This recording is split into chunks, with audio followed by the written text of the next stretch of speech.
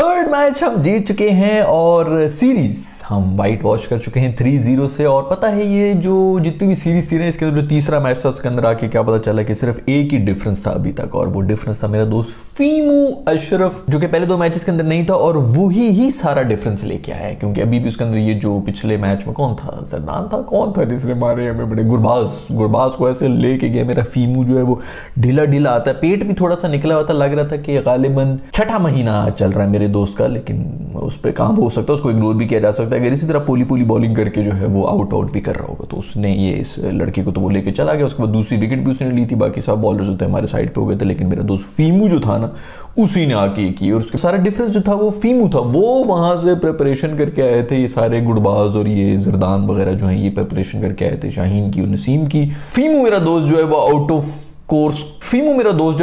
Course question बन के बाहर खड़ा हुआ था, और वो भी थोड़ा सा छोटी सी पेट की ना बम्पी निकाल के। खैर ये सीरीज विन के साथ हम बन चुके हैं दुनिया की नंबर 1 ओडीआई टीम। और ऑल ऑफ अ सडन, जैसे कि मैंने ख्याल में पिछले एपिसोड के अंदर भी बात की थी कि अब सब लोगों को जो ना रैंकिंग्स में कोई खास इंटरेस्ट ही नहीं होगा। क्या नहीं, रैंकिंग्स तो बस ऐसी बनाई हुई होती हैं, इनसे थोड़ी कुछ पता चलता है, तो कोई भी टीम बन सकती है, कभी भी कोई भी ऊपर आ सकती है। 1903 में बेल्जियम की टीम जो है वो भी रैंकिंग में टॉप के ऊपर थी। इस तरह की कोई बातें डिबेट्स होना शुरू हो जाएंगे। अब सब लोग जो है वो इग्नोर करना शुरू कर देंगे रैंकिंग को, चूंकि पाकिस्तान रैंकिंग में टॉप के ऊपर आया हुआ है, और जब कोई और टीम आती तो फिर अचानक से रैंकिंग की जो है दोबारा से वैल्यू और उनकी जो ऑथेंटिसिटी होती है वो बढ़ जाती है। खैर इस सबके अलावा अगर कोई डिफरेंस रहा है इस गेम के अंदर तो वो रहा है मेरे दोस्त नवाज का। मेरे जो बाबर का था ना मैच विनर, नवाज तू मेरा मैच विनर है, वो भी इस दफा टीम में आ गए वापस, और उन्होंने भी आके 30 रन की क्रूशियल इनिंग्स भी खेल ली, और उसके बाद उन्होंने बॉलिंग बेहतरीन फिरकियां मार के जो है पूरी क्रूशियल किस्म की विकेट्स भी ली है। लेकिन क्या कोई कैच वगैरह भी हो रहे थे। मेरे दोस्त इमाम ने जो कैच पकड़ा है धुन्नी हवा में है, 1.5 फुट ऊपर जो है वो बिल्कुल हवा के अंदर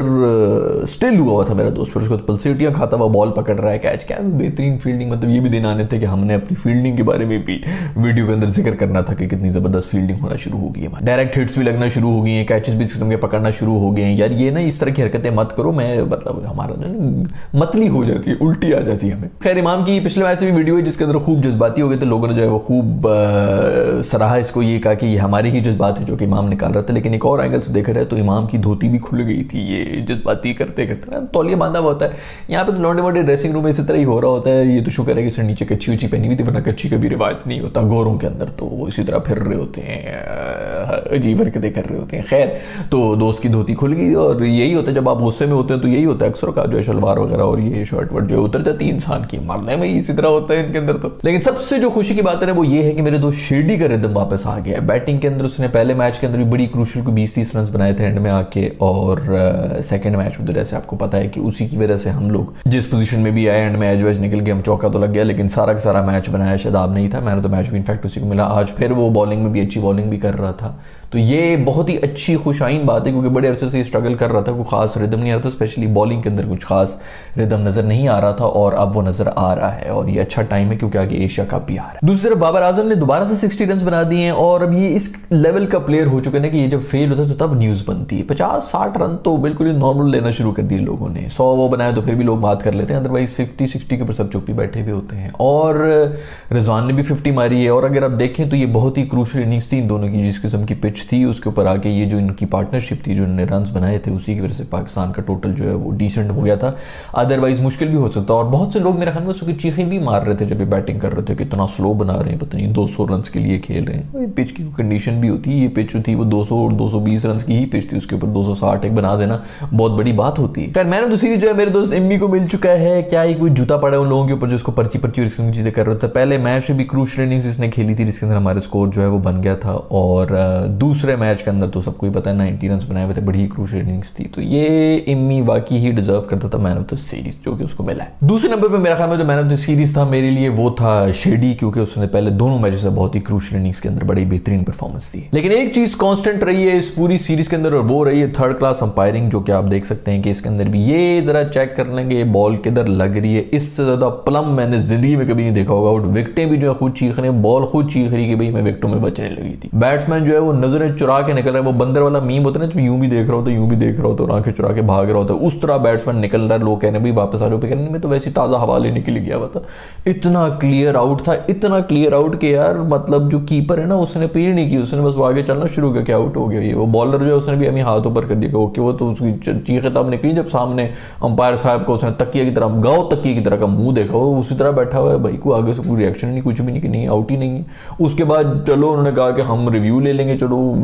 इतनी भी कोई अंधी अंपायरिंग तो होती, किसी अंधी बेवा का पता नहीं क्या है ये अंपायर जो बैठा हुआ है। देखिए बॉल जब ऊपर गई वहां पे पता चला कि जी वो डीआरएस में कोई तकनीकी खराबी हो चुकी है, कोई मोटर शोटर नहीं चल रही, लाइट चली गई है, यूपीएस खराब हो गया है, समथिंग जो है वो आपके दिखा नहीं सकते कि ये किधर जा रही है। लेकिन फिर भी पता चल रहा था डीआरएस की जरूरत ही नहीं थी यार, थर्ड अंपायर देख के कह सकता था कि ये सिंपल आउट है, कोई एज वेज नहीं है, सीधी मतलब यहाँ पे बॉल लग रही है और ये फिर नॉट आउट भी दे दिया गया। इतनी कोई थर्ड क्लास अंपायरिंग है। पिछले मैच में भी, पिछले एपिसोड के अंदर भी मैं यही कह रहा था, ये जो नो बॉल नहीं दी थी इन्होंने, मतलब ये चेक करें बहुत से जो हमारे इंडियंस, एक तो इंडियंस को पता नहीं क्यों इतनी ज़्यादा आग लगी हुई है पिछले मैच की यार, भाई माफ कर दो, पता है कि आप लोगों को बहुत शौक होता है हमें हारता हुआ देखने के लिए, लेकिन इतनी भी क्या आग लगी हुई, बार बार जो उसके ऊपर बात कर रहे हैं कि जी मानकन जो है वो लीगल है, तो हमने कब कहा है कि इलीगल है? हम तो ये कह रहे हैं कि लीगल तो है लेकिन नहायत ही छोटी और घटिया हरकत है, और हम इसी के ऊपर बात कर रहे हैं कि नहायत ही छोटी और घटिया हरकत की है, वो भी मैच के ऐसे मौके के ऊपर आके जहां पे पता है कि सबसे इंपॉर्टेंट क्रूशल विकेट ही एक बंदे की और आप उसको मानकड़ कर रहे हो, तो आप तभी कहेंगे कि यार नहायत ही घटिया हरकत की है। इस तरह की भी कोई कंपैरिजन आ रहे हैं जिसके अंदर वो ये करेंगे कोहली साहब जो है वो देखो ये आखिरी ओवर के अंदर भी पूरी तरह क्रीज के अंदर बैठे। देखो पहले तो मैं आपको एक बात बता दूं, कोहली को मेरा पैगाम दे देना दोस्तों कि पाकिस्तान से खेलते हुए ना इस किस्म की फिक्र ही ना किया करे, खुल के बाहर निकले, हम इस किस्म की छोटी हरकतें करेंगे नहीं, ये बड़े दिल वालों के काम होते हैं, आप बेफिक्र रहें, आप बिल्कुल खुल के बाहर जाएं। इस किस्म की कोई छोटी हरकत करेगा तो पाकिस्तानी खुद उसको जूते मारेंगे। ये पिछले मैच के अंदर ही हुआ यार, मैं फर्स्ट ओडीआई था जिसके अंदर इफ्तिखार ने कोई शॉट मारी थी, वो बॉलर वार्ड से निकल के चली गई, उन्होंने रन भी ले ली था, हालांकि ये फिर भी रन बन रहा होता है, फिर भी उन्होंने वापस आके कहा कि ये रन कैंसिल करने, क्योंकि ये बहुत ही कोई रोंदू हरकतें हैं जो कि पता नहीं कहां से सीखी है अफगानियों ने, ये भी देखना पड़ेगा उनकी ट्रेनिंग कैंप्स किधर चल रहे हैं, लेकिन इंडियंस पता नहीं क्यों उसके बाद इतना डिबेट कर रहे हैं। खैर उसको भी छोड़ें, ये नो बॉल के ऊपर जो पिछली बार भी हुआ था अंपायरिंग के बारे में बात कर रहे थे, ये माशाल्लाह कोहली साहब होते वो कहते हैं कि जी क्यों नहीं दी, तो वो पहले ना भी दिया हो तो उसके बाद भी नो बॉल हो जाती है। मतलब एक तो होता है ना कि जो भी आपका अंपायर खड़ा हुआ होता है वो फौरन जब बॉल होती है तो नो वो सबसे पहले इसका हाथ ही ऊपर जाता है। यहाँ पर उन्होंने रन शन बना दिए, कोहली ने जब चीख के कहे तो उसके बाद उन्होंने कहा हाँ मैंने अपने दिमाग के अंदर जो है रिवाइंड करके फुटेज देखा तो हाँ ये तो ऊपर जा रही, तो फिर उन्होंने हाथ उठाया। मतलब ये कौन सी अंपायरिंग हो रही है जो कि उसके कहने पर हो रही है? ये भी नहीं कि चलो बंदा कहे कि चलो थर्ड अंपायर को दिया तो और उसने वो कर लिया। खैर उनकी बारी के अंदर ये नो बॉल थी और हमारी बारी के अंदर ये नो बॉल नहीं थी, और इसके ऊपर भी बहुत ज्यादा बहस कर रहे हैं, वो भी इंडियंस ही कर रहे हैं कि नहीं ये बॉल जो थी वो नीचे से किसी ने ऊपर फेंकी हुई है, मतलब उसकी टखनों पे बैठ के बैट्समैन ने उछाली हुई है। जो भी हो थर्ड क्लास अंपायरिंग एक दफा फिर उन्होंने की है, ये आईसीसी को तो इसके ऊपर लेना चाहिए कोई नोटिस वगैरह क्या रही है, इस किस्म के आगे क्रूशल मैचेस होते हैं उसके अंदर भी अगर इसी किस्म की हो रही होगी, ये चुप करके गंदी अंपायरिंग करके निकल भी जाते हैं नीमी में होकर। ये तो खैर अब इसके ऊपर और बंदा क्या करे कि डीआरएस भी काम नहीं कर रहा है, उससे पहले भी जो नो बॉल थी उसके ऊपर भी यही होना चाहिए कि कम से कम जो बैटिंग टीम है वो रिव्यू तो ले सकती थी, और आप देख लें जिस तरह आईपीएल के ऊपर हो रहा था। बट खैर चलो रात गई बात गई, अब इसके बारे में कौन बात करेगा, लेकिन यहाँ पे भी मैच फिक्सिंग के एलिगेशंस होने चाहिए कि अंपायर किसकी तरफ लगे हुए। वो हुआ जब भाई साहब का ये आउट नहीं दिया था तो उसके बाद तो ये पागल हो गए थे, उन्होंने तो ऐसे चक्के वक्के मारना शुरू किए। ये लोग पूरे जो है उनको पता था कि बस दूसरी जिंदगी मिल गई, मौत को इतना करीब से छू के जो है वापस आ गया, तो वो तो फियर ही कोई नहीं था, छक्के मार के हमारे बॉलरों की बुरी हालत की हुई थी एंड के ऊपर आके। खैर इस पूरी सीरीज के अंदर अगर कोई चीज थोड़ी सी अलार्मिंग लगी तो वो फखर जमान की फॉर्म लगी है, थोड़े से रस्टी लगे, और ये बहुत ही अलार्मिंग है क्योंकि आगे एशिया कप आ रहा है और फिर उसके बाद वर्ल्ड कप भी आ रहा है। ओडीआई के हमारे टॉप रैंक के प्लेयर हैं तो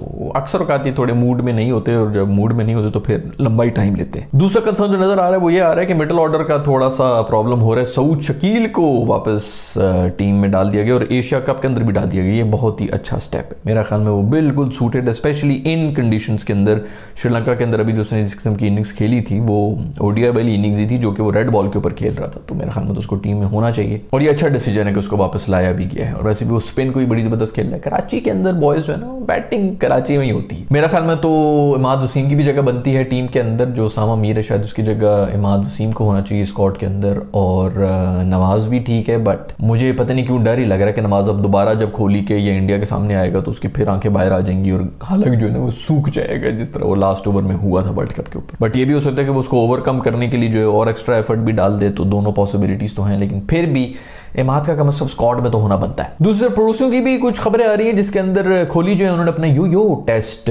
शेयर किया था, जिसके अंदर बहुत ही ज्यादा बताने की कोशिश कर रहे थे कि यार बड़ा मेरा तो बेहतरीन यो टेस्ट है, उम्र के इस हिस्से के अंदर भी है, ये दिमागी तौर के ऊपर बुढ़ा हो गया, वरना बुढ़ा तो ये भी नहीं हुआ, लेकिन फिर भी पता नहीं कि लोगों ने कर करके ना कि नहीं अब तू बस रिटायर हो जा, उसको जबरदस्ती रिटायर करा रहे हैं। खैर इन्होंने यो टेस्ट शेयर किया और उसके बाद जो है वो बीसीसीआई ने एक्शन भी ले लिया। उन्होंने कहा कि भाई ये इस किस्म की पर्सनल इंफॉर्मेशन और नंगी तस्वीरें इस किस्म की और यो टेस्ट वगैरह जो है ये सब चीजें रिपोर्टें आप लोग पब्लिश ना करें, क्योंकि ये क्रिटिकल इन्फॉर्मेशन होती है, बाकियों की भी फिर करनी पड़ती है ना। अभी शर्मा की कौन शेयर करेगा? सुना कि शर्मा ने भी पास कर लिया यो टेस्ट, तो वो भी देखना पड़ेगा कि कौन से वाला यो टेस्ट। हमारे जमाने में यो होता था, यूं करके धागे से जो लट्टू ऊपर नीचे हो रहा होता था। खैर सर ने भी पास कर लिया है। दूसरी तरफ अफगानिस्तान की तरफ से भी एक वीडियो आ रही है, पिछले मैच के बाद आ रही थी, बड़ी क्यूट यार। नसीम आप क्या कहते हो यार, इतना जुल्म अच्छा नहीं होता यार, आप ये क्या के आते हो यार। अब हमारे खिलाफ सिर्फ खेलोगे यार, कम से कम छोटे भाई समझते यार, आज तो छोटे भाई समझते यार, हमें जितवा देते यार, ये तो जुल्म है। क्यूट हरकत कर रहा है मासूम जो है ना यार। देखो हम भी जो ना 49th ओवर तक जो है वो अफगानिस्तान को ही सपोर्ट कर रहे थे, क्योंकि वो डिजर्व करते थे जीतना। बैटिंग भी जिस तरह की थी, उसके बाद बॉलिंग में भी अच्छी बॉलिंग कर रहे थे और इतने कैचेस वगैरह ड्रॉप करने के बावजूद हमारे अगर आउट होते जा रहे थे तो लानत जीती उनके ऊपर। लेकिन वो जो एंड में आके हरकतें जो की हैं, एक तो नो बॉल नहीं मिली, उसकी तप चढ़ी हुई थी कि उसके बाद आके अगली बॉल पे ही मानकड़ और पूरी टीम ने मिल के आउट किया। उसके अंदर भी मेरे ख्याल में मैंने देखी थी कि राशिद खान जो है वो कोने में खड़ा हो, तो उसने इनको आके मिलना भी मुनासिब नहीं समझा। यही होता है, जो बड़े प्लेयर्स होते हैं उनको पता होता है कि छोटी हरकतों के ऊपर आके इस तरह जीतने का कोई फायदा नहीं है। खैर जो भी वो सीरीज बड़े मजे की हुई और आई होप कि अभी 1-2 दिन के अंदर दोबारा से एशिया कप भी शुरू हो जाएगा, तो अच्छी हमारी प्रैक्टिस होगी हमारी टीम को। और भी नेपाल के साथ मैच होगा जो अगला होगा, और उसके ऊपर इंशाल्लाह वीडियो भी बनाएंगे, आप लोगों से मिलेंगे भी। तो तब तक के लिए अपना ख्याल रखिएगा। अगर आप लोगों ने सब्सक्राइब नहीं किया तो नीचे सब्सक्राइब कर दें, घंटी को जरूर दबा देना यार, क्योंकि यार अगर तुम अगर दिखाते नहीं, जिनको घंटी गई हुई थी उन्हीं को कुछ, उनमें से भी आधों को ही जाती नोटिफिकेशन। 1000 बंदे मुझे बाहर मिलते हैं कहते हैं नई वीडियो नहीं आई। मैं कह रहा हूँ यार पिछले 1 महीने से मैंने कोई हर दूसरे दिन वीडियो बना दी, और मैं कितनी वीडियोस बनाऊँ यार, एल्गोरिथम दिखाते ही नहीं आप लोगों को। तो खैर अपना ख्याल रखिएगा, घंटी को दबा दीजिएगा। मैं मिलूंगा आप लोगों से नेक्स्ट एपिसोड में। अल्लाह हाफिज़।